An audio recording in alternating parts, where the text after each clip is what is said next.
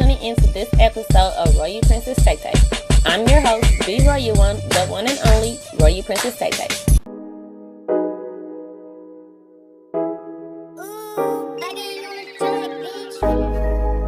Hey Royals, it's your host, Princess Tay Tay, and I called you all here to review the Debarge story.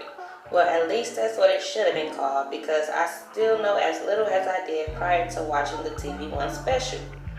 It was only about an hour long, so you can tell just by that alone, it was very rushed.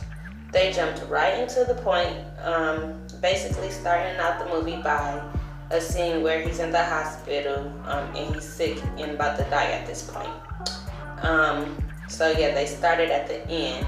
And that works for some things, but I feel like this particular story should have been started from the beginning.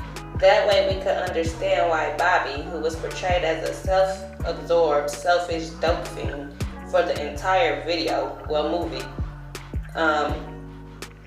that would give us more of a feel for him as to why he was the way he was.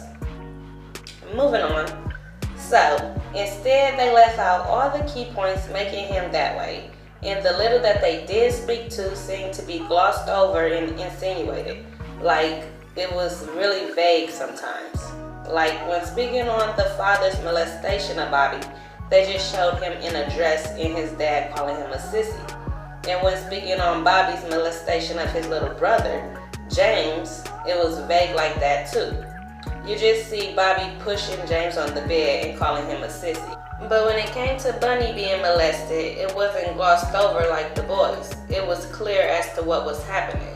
They never outright stated that Bobby or James was molested. They just, kind of insinuated it with wording like, "You hurt me," or "He abused me." But as it related to Bunny, it was more outright speech, like in the scene where the mother confronted her husband about molesting Bunny. She said he had been kissing and touching and having sex with her blatantly just like that. I also felt that they didn't do enough of a backstory on certain events that took place in Bobby's life that they did hastily include into the short biopic. It felt like we were being bounced around throughout different time periods of his life.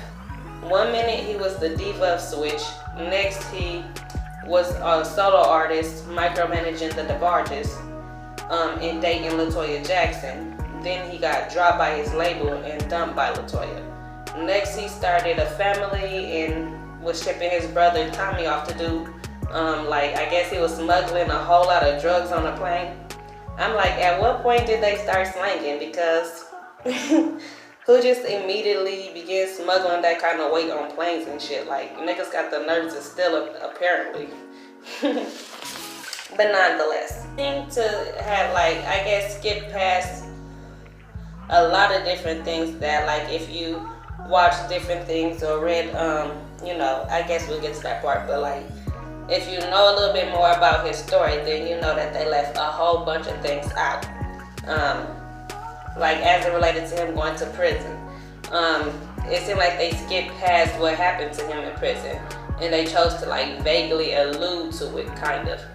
By having that scene where one of the inmates was harassing him, calling him pretty and telling him how he had good hair and wanted him to sing for him, mistaking him for Debarge. They never,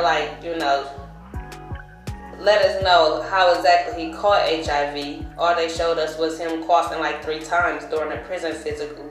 And then the next thing you know, he got HIV. Overall, I think it was a shitty biopic.